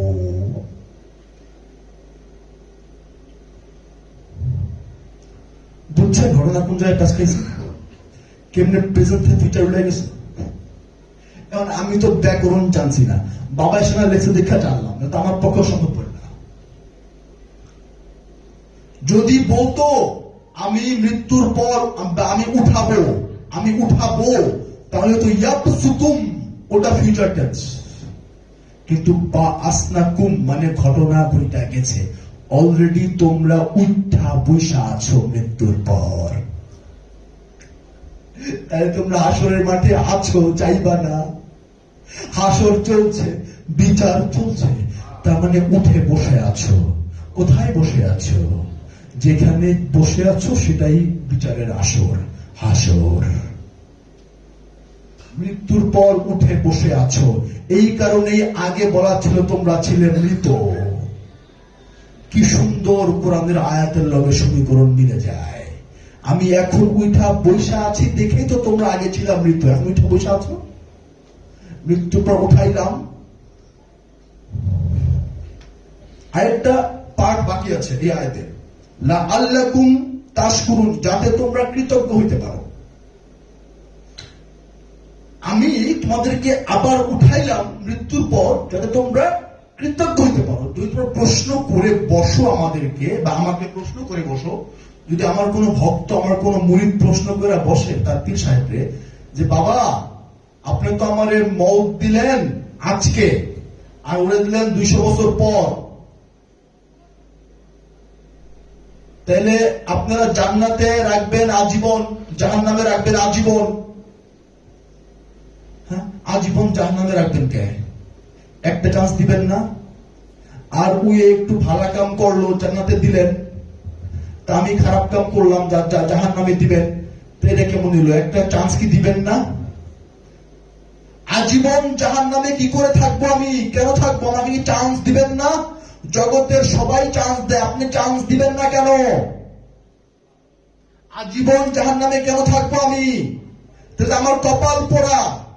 আর ওই কোন তকদির নিয়ে আইলো, এক জনমে জান্নাত পাইলো, আমি কোন পোড়া কপাল লয়ে আইলাম, এক জনমে জাহান্নাম পাইলাম।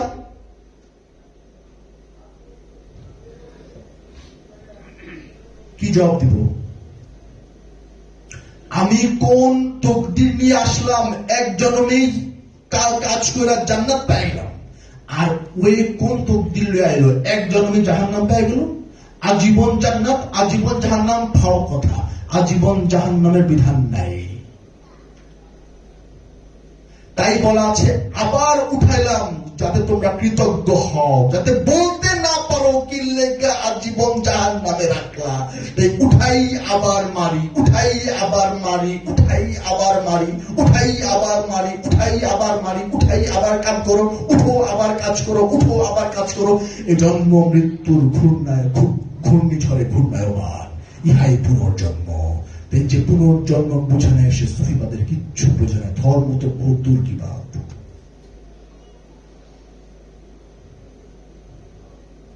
তোমরা যদি কইতে না পারো আমরা কেন আরেকবার চান্স দিলা না? তাই আবার উঠাইলাম যাতে তোমরা কৃতজ্ঞ হইতে পারো। আবার কাজ করো, আবার খাপ করে মনে যে আবার উঠামো। পুনরায় বলা আছে, পুনরায়। এই পুনরায় কিন্তু রিকারেন্স, পুনরায় মানে কিন্তু কয়বার তা বলে নাই। পুনরায় মানে কি একবার না দুইবার না তিনবার? কয়েকবার? অসীম। কি সূক্ষ্ম কোরআনের বাণী। পুনরায় উঠাইলাম, কিন্তু কয়বার বলা নেই। অনেকবার হইতে পারে, 100 হইতে পারে, 1 কোটি হইতে পারে, ইহার নাম পুনরায়। এখানে নির্দিষ্ট করে বলা নেই কয়বার উঠায়। পুনরায় মানে কি একবার উঠানো বোঝায়? আপনারা এই বুঝলেন গ্রামার? পুনরায় মানে কি একবার বোঝায় না কয়েকবার বোঝায় না অসংখ্যবার বোঝায়?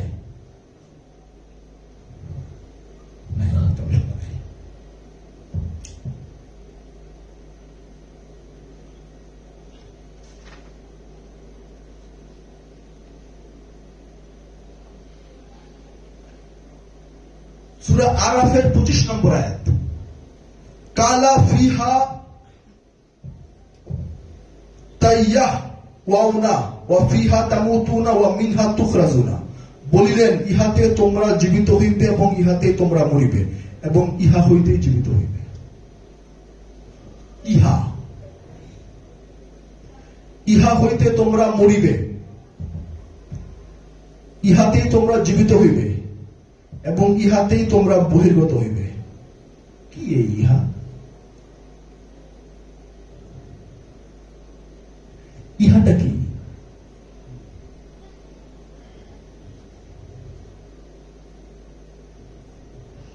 আর্থ এবং সামাওয়াতি।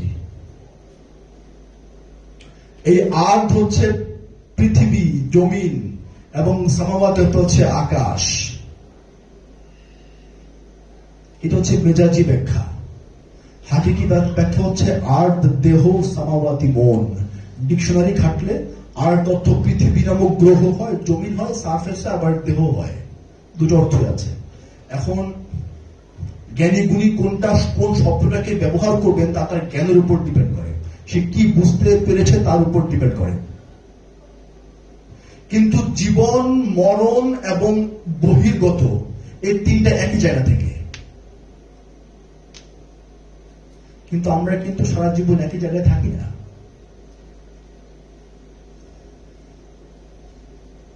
এইবার আমার একটা প্রশ্ন আসে, সায়েন্স। এই কারণে বাবা জাহাঙ্গীর বলেছেন সুফিজম জানতে হলে সায়েন্সের গুরুত্ব আছে। সায়েন্স কখনো সুফিজমকে কন্ট্রাডিক্ট করে না। যারা প্রকৃতপক্ষে বিজ্ঞানী, ওই গোড়া সায়েন্স কিন্তু গোড়া না, সায়েন্সকে গোড়া বানিয়েছে একদল গোড়া মানুষ। সায়েন্স কখনো গোড়া হয়। সায়েন্সের ব্যবহার জানতে হবে। যারা সায়েন্স পড়ে তারা কিন্তু সায়েন্স বুঝে তা কিন্তু না। যারা সায়েন্স, যেমন আমি কমার্স পড়েছি, ইট ডাজন্ট মিন যে আমি সায়েন্স বুঝবো না, সায়েন্স চর্চা করবো না, রাইট? আবার যারা সায়েন্স পড়ছে তারাও সায়েন্স বুঝে তাও না। সায়েন্স হচ্ছে উনি যাহা দেখে তারপর বিশ্বাস করে না। এটা ভালো, এটা খারাপ নয়। সুফিজম যাহা দেখে সেই পর্যন্ত সায়েন্সের লগে মিল্লা সে বেউন্ড হয়ে যায়, তার উঠে চলে যায়। কিন্তু একটা পর্যায়ে সুফিজম সায়েন্সের লগে ইকুইলিব্রিয়াম হয়। মানে বুঝছো বিষয়টা? একটা পর্যায়ে সায়েন্স আর সুফিজম মিলে, তারপর থেকে সায়েন্স আটকে থেকে সুফিজম চলে যায়। কিন্তু একটা পর্যায়ে কিন্তু সায়েন্স আর সুফিজম কিন্তু একটা পয়েন্টে কিন্তু তাদের মিলন হয়। ওই পয়েন্ট থেকে সুফিজম পার হয়ে যায় আর সায়েন্স বসে থাকে। এই কারণে সায়েন্স দিয়ে বোঝানোটা সম্ভব। যেমন এই আয়াতে বলছে আপনি যেখান থেকে জীবিত হয়েছেন সেখানে মরবেন, সেখান থেকে বাইর হবেন। এই কয়েক শতাব্দী পরে মঙ্গল গ্রহে পাবলিক যাওয়া শুরু করব।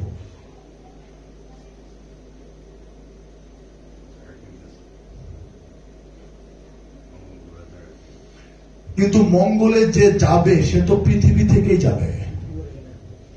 তাহলে যে মঙ্গলে গিয়া মরলে, মঙ্গলে গিয়া মরলে তো আয়াত মিশা হয়ে যায়। মঙ্গলে গিয়া মরলে তো আয়াত মিথ্যা হয়ে যায়। আমি কুমাল্লারে আমি পৃথিবী নামক গ্রহে জন্মেছি, মঙ্গলে গিয়া মরছি। এলা আমুকের থেকে, ভূত না বৃহস্পতি থেকে। হাসনটা কেউ মঙ্গল না পৃথিবী? আমি তো গেছি গা মঙ্গল কদিন ধরে, কিন্তু মঙ্গলে পাবলিক যাইব। সায়েন্স মৌলবী শব্দ থাপড়ায় থাপড়ায় সায়েন্স ঠিক করে। মানুষ মহাকাশে যাইয়া মরে যায় না, স্পেসশিপে মৃত্যুবরণ করে না, তো কই হ্যাঁ কেমন কইব? তো কব্বরই নাই, দেহই তো নাই। ওদিন দেখলাম ফেসবুক একটা ফিচারে, ভিডিও ফিচারে, যে যারা অ্যাস্ট্রোনটস যারা মহাকাশে মৃত্যুবরণ করে তাদের দেহ আকাশে উড়ায় দেয়, একটা পোশাক পরে আকাশে উড়ায় দেয়। কারণ স্পেসশিপে থাকলে তাদের শরীর একটা পর্যায়ে ভ্যাকুয়াম হইতে হইতে শূন্য যাবো, আর কোন ইয়েই থাকবো না, একেবারে ওই যে কর্পূরের মতো নাই হয়ে যাবো, ক্ষয় হইতে হইতে নাই হয়ে যাবো। ভাগ্যিস নাই হয় নাই, হইলে কব্বর পাইতাম কই। হ্যাঁ দেবই তো ফুকুস, কব্বর নাই, কব্বরের রাজাবো তো নাই, মুনকার না কি হারে কই বুঝে পাইবো, কব্বরই তো হইব না, এই তো নাই, ব্যারিস।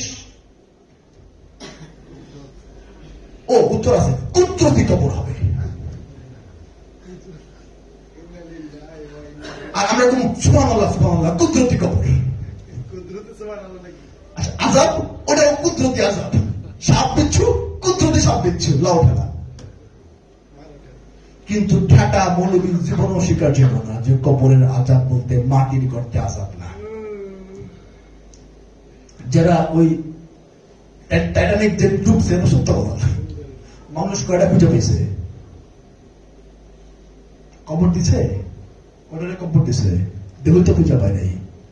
হাঙ্গরে খাইছে পাও, তিনি খাইছে আরেক পাও, দুই পাও, এক পাও হাঙ্গর আরেক পাও তিনি। তখন বলিব কই কার পেটে, হাঙ্গর না তিনি?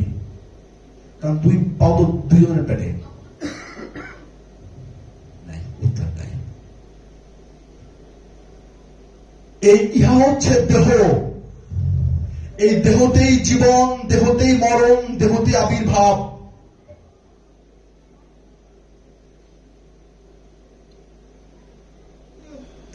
কারণ যতদিন দেহ আছে ততদিন কষ্ট ভোগ আছে, সুখ ভোগ আছে। যেই মাত্র দেহ থেকে বের হয়ে গিয়েছি সব আমার কাছে অজ্ঞ, কিচ্ছু অস্তিত্ব নাই। কারণ এই দৃশ্যমান জগতের বাইরে কোনো পানিশমেন্ট নাই, দেহের বাইরে পানিশমেন্ট নাই। তাই চরম সত্যে মৌলভী সাহেবকে দেহের আশ্রয় নিতে হয়েছে, অনিচ্ছা সত্ত্বেও তাকে বলতে হয়েছে কবরে সে আবার জীবিত হবে। কারণ মৌলভী সাহেবও জানে শাস্তি দিতে হলে দেহের উপর দিয়ে দিতে হবে, কিন্তু মৌলভী সাহেব এইটা জানে না কবরের দেহ পৌঁছায় গেলে যায়।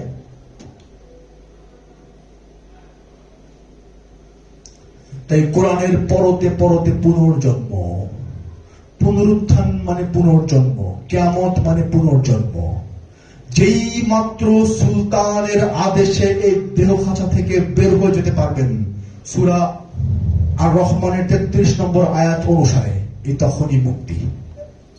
কি বলছে মহানবী? ইয়া মাশারাল জিন্নি ওয়াল ইনসি ইনিস্তাতুম আনতানফুযু মিন আকতুবিস সামাওয়াতি ওয়াল আরদি। এই যে সামাওয়াতি এবং আরদি, যদি আপনি পৃথিবী ধরেন তো পৃথিবীর থেকে বাইরে আপনি কই যাবেন? আরেক গ্রহে যাবেন। পৃথিবী থেকে বের হয়ে আপনি কোথায় যাবেন? আপনার দেহ নিয়ে আপনি পৃথিবী ভ্রমণ করবেন কি করে? আপনার স্পেসশিপ লাগবে, আপনার রকেট লাগবে। তো যে দিন আনে দিন খায় সে রকেট নেবো কই? আপনি জীবনের পুঁজিদের রকেট কিনা পারবেন? পারবেন রকেট? আচ্ছা,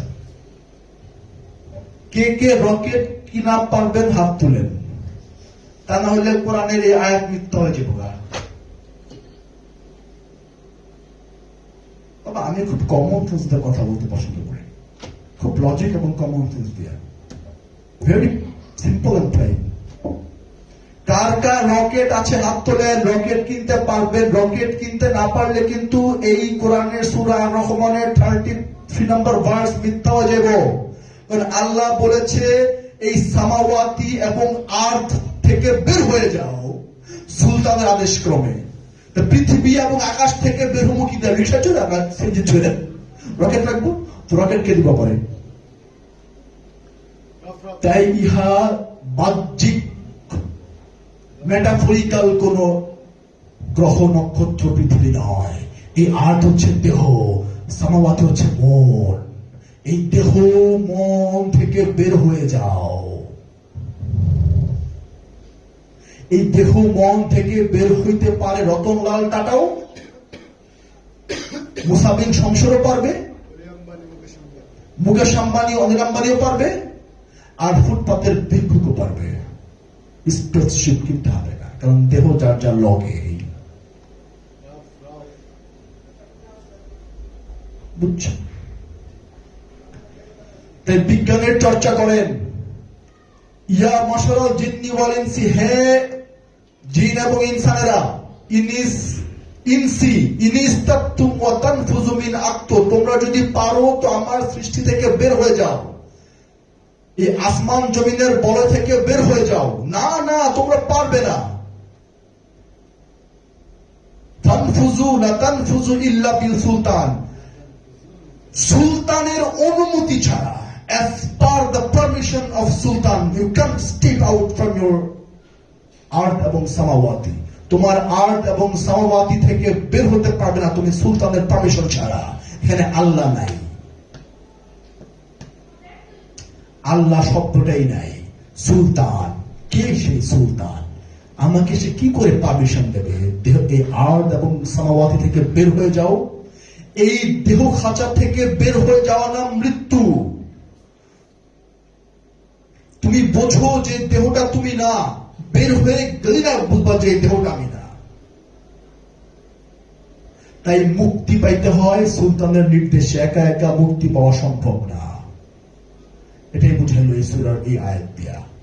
আমি যে বের হয়ে যাবো, আমার যে আত্মদর্শন হবে, আমি বের হয়ে গেলি না, আমি পেলাম, আমি এলাম এনে, আত্মা ওখানে, এই চায় দেখো, এই দেহ আত্মাকে চেয়ে দেখে, দেহ এই আত্মার দেহকে চায় দেখে, হায় হায় আমি তো নিরাকার। এই আত্মদর্শন। ওখানে দেহ পড়ে আছে, আমি এখানে, এই মুক্ত।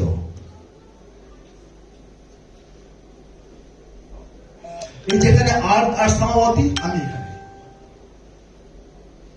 এই মুক্ত। এই মৃত্যুর সময়টাই হয়।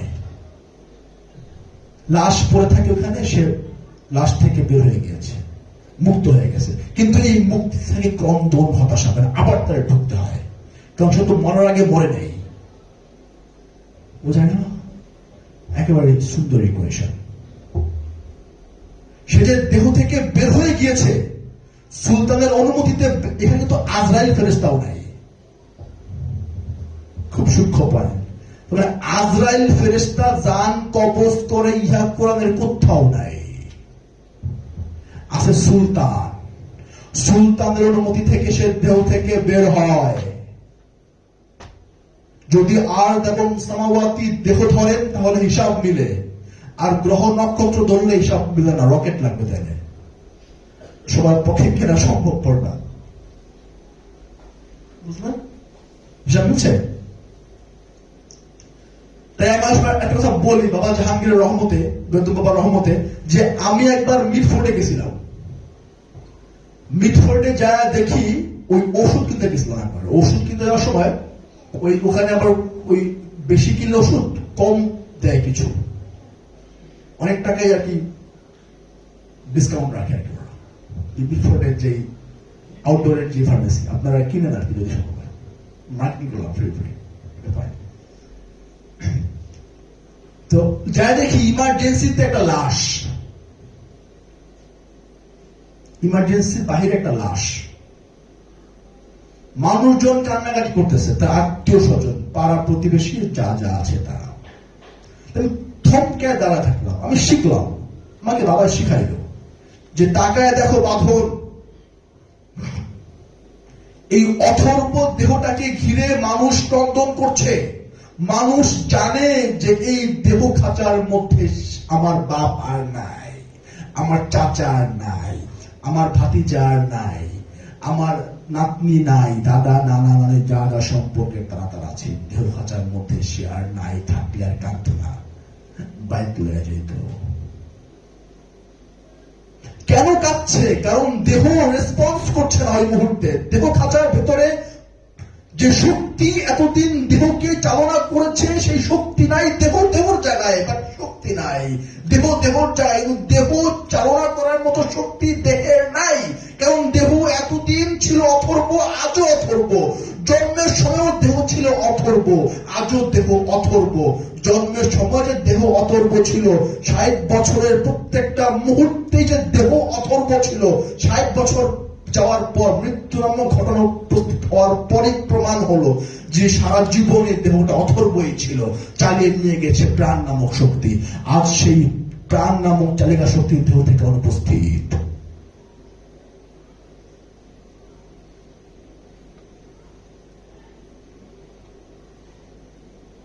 আপনি যত ক্রন্দন করেন, আব্বা আম্মা খালা খালু ডাইকা, দেহ রেসপন্স করছে না। দেহ কেন রেসপন্স করবে? দেহ তো কোনো কাউ রেসপন্স করে নাই। যখন আপনি আব্বা ডেকেছেন, জি বলেছে, ওটাও তো দেহ রেসপন্স করে নাই।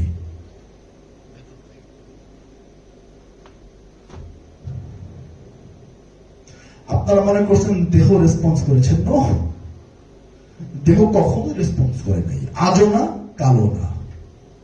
এটাই প্রমাণ হলো মরার সময় যে দেহ কখনোই রেসপন্স করে নাই।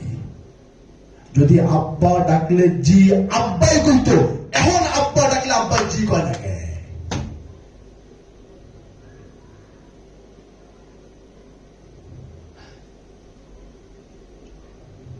কারণ যে রেসপন্স করতো সে নাই। তাই জগৎ গুরু, জগৎ স্বামী, পিরানে পীর দস্তগীর, কুতুবে রব্বানি, শাহেনশাহে ওলি কালান্দার বাবা জাহাঙ্গীর বা ইমান আল সুরেশ্বরী বলেছেন, এতকাল জেনে এসেছি আল্লাহ পাক নিরাকার, এখন প্রকারান্তরে চেয়ে দেখি মানুষও নিরাকার। তাই যত কন্যা তত আল্লাহ। হতভম্ব হয়ে যায়, হতভম্ব হয়ে যায়। ওই সময় তো সেই নফস দেহতে নাই, ইহাও শিউর। দেহ কবরে যায় নাই, স্ট্রেচারে শুয়ে আছে। কবরে গেলে বুঝতাম প্রাণও কবরে গেছে, বাট দেহ যেহেতু কবরে যায় নাই, প্রাণও কবরে যায় নাই। দেহ যেহেতু কবরে যায় নাই, সেহেতু কবরের আযাবও হয় নাই, মুনকার নাকিরও আসে নাই, পুলসিরাতও হয় নাই, হাসরও হয় নাই। কারণ কবরে গেলে না হাসরের শুরু, যাত্রা শুরু, রাইট? কবরেও যায় নাই, হাসরেও যায় নাই, মিজারও যায় নাই, হেপুর আছে স্ট্রেচারে, অ্যাম্বুলেন্সে। আবার দেহতেও সে নাই, তাহলে ওই মোমেন্টে সে কোথায়? ওই মোমেন্টে সে কোথায়? দেহতে নাই এটা শিউর, কবরে যায় নাই তাও শিউর। যেহেতু কবরেও যায় নাই, তা বাকিরও পার হয় নাই। যেহেতু কবরে যায় নাই, বাকির তো পার হওয়ার স্কোপই নাই। পুলসিরাত যা আছে স্টেজ একটাতেও যায় নাই, কারণ কবরে যায় না, এটাও শিউর, দেহতেও নাই। তাহলে ওই মোমেন্টামতে সে কোথায় ছিল? এই ওই মোমেন্টে সে কোথায় ছিল, এর উত্তর একমাত্র দিতে পারবে যারা মৃত্যুর কোলে ঢলে পড়েছেন তারা।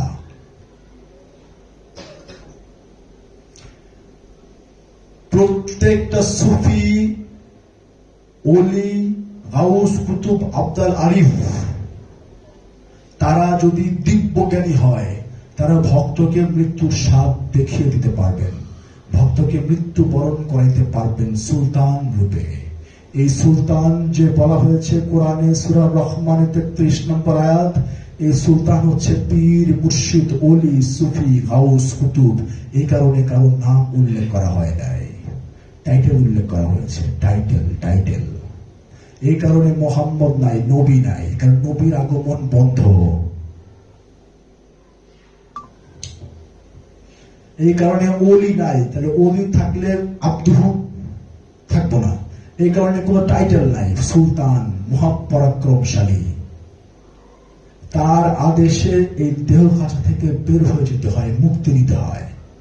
এই প্রত্যেকটা সুফি, সাধক, ওলি, আব্দাল, গাউস, কুতুব, আরিফ, ইনারা মৃত্যুর স্বাদ গ্রহণ করেছেন জীবিত অবস্থায়, হয়ে তারা অবিনশ্বর হয়েছেন, আর মৃত্যু নাই, এবং ভক্তদেরকেও সেই টেস্ট দিতে পারবেন। একমাত্র তাদের কাছে আছে সেই মৃত্যুর পেয়ালা, যেই মৃত্যুর পেয়ালা থেকে সূরা পান করে ভক্ত মৃত্যুর কোলে ঢলে পড়ে। এটা কিসের শরাব? এটা ভালোবাসার শরাব, এটা প্রেমের শরাব। এই প্রেমের শরাব পান করলে অহংকারের মৃত্যু হয়, হিংসার মৃত্যু হয়, ক্রোধের মৃত্যু হয়, প্রতিযোগিতার মৃত্যু হয়, চাওয়া পাওয়া সমস্ত হিসাব নিকাশের মৃত্যু হয়। এই মৃত্যুতে শান্তি আছে, আত্মসমর্পণ আছে, প্রশান্তি আছে। স্বেচ্ছায় মুর্শিদের চরণে লুটিয়ে পড়ে মৃত্যুবরণ করে সমস্ত চাওয়া পাওয়া গুলো তার দিকে উৎসর্গ করে দিয়ে মৃত্যুর কোলে ঢলে পড়তে হয়। নিজের একটি ইচ্ছা নিজের কাছে থাকলে মৃত্যুবরণ করা যায় না, যদি থেকে যায় তাহলে আবার দেহ ধারণ করে সেটা মিটাইতে হয়। তাই যিনি বা যারা পুনর্জন্ম বোঝেন নাই, তারা ধর্মের কিচ্ছু বোঝেন নাই। আর বিষয়টা খুবই প্র্যাকটিক্যাল। যখন আপনারা 41 দিন বা 4 মাস বা 1 বছর বা আরো বেশি বাবা জানের পারমিশন অনুযায়ী তার দেখানো পথে ধ্যান সাধনা করবেন, তখন সব বুঝতে পারবেন আপনারা কোত্থেকে এসেছেন, কোথায় আছেন, কোথায় যাবেন। দেহ আপনি নাকি নফস আপনি, আপনার আকার কয় হাত, সব জানিয়ে দেওয়া হবে। কারণ অনুভূতি গুলাকে চৌকস বানিয়ে দেওয়া হবে, চিন্তা রাজ্য গুলাকে চৌকস বানিয়ে দেওয়া হবে। আগে যা দেখতেন এখনো তাই দেখবেন, কিন্তু ভিন্ন ভাবে দেখবেন।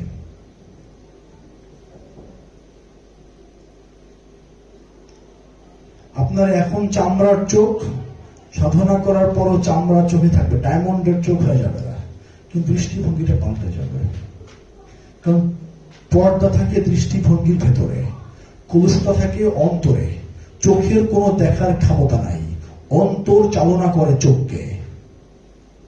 এই সব কিছু একটা শক্তি, যে শক্তির নাম হচ্ছে নফস। নফস একটা শক্তির নাম, একটা অনুভূতির নাম, যেটা জীবন, যেটা দেহকে চালনা করে। দেহের সমস্ত অভিব্যক্তিগুলা হচ্ছে নফসের অভিব্যক্তি, দেহের অভিব্যক্তি নয়। সেই নফসকে জানো, সেই নফসকে চেনো, এর আদি স্বরূপে ফিরে যাও, তাহলে এই অনিত্য দেহটা নিত্য হয়ে যাবে। যখন শক্তি নিত্য হবে, তখন এই শক্তির কন্টেইনারটাও নিত্য হয়ে যাবে। তাই সুফির দেহ মুবারক কখনো পচে না, গলে না, কারণ সে শক্তিকে জয় করেছে। কারণ নফসের শক্তিতে সে শক্তিমান। এই কারণে নফস সমস্ত সৃষ্টির উপর প্রভুত্ব করে। নফস বালির উপর প্রভুত্ব করে, মাটির উপর করে, পানির উপর সে প্রভুত্ব করে। এই কারণে দেহ খাঁচার মধ্যে নফস ছিল, এই উসিলায় দেহের কিচ্ছু হয় না। সবাইকে অনুরোধ করছি, যারা যারা আজকে বায়াত হওয়ার জন্য আগ্রহী, তারা 3 তলায় বেতন বাবার কাছে বায়াত হবেন। এখন আমাদের সংক্ষেপে সাজরা শরীফ পাঠ হবে এবং ওজিফা হবে। এটার পরে আপনারা 3 তলায় যাবেন।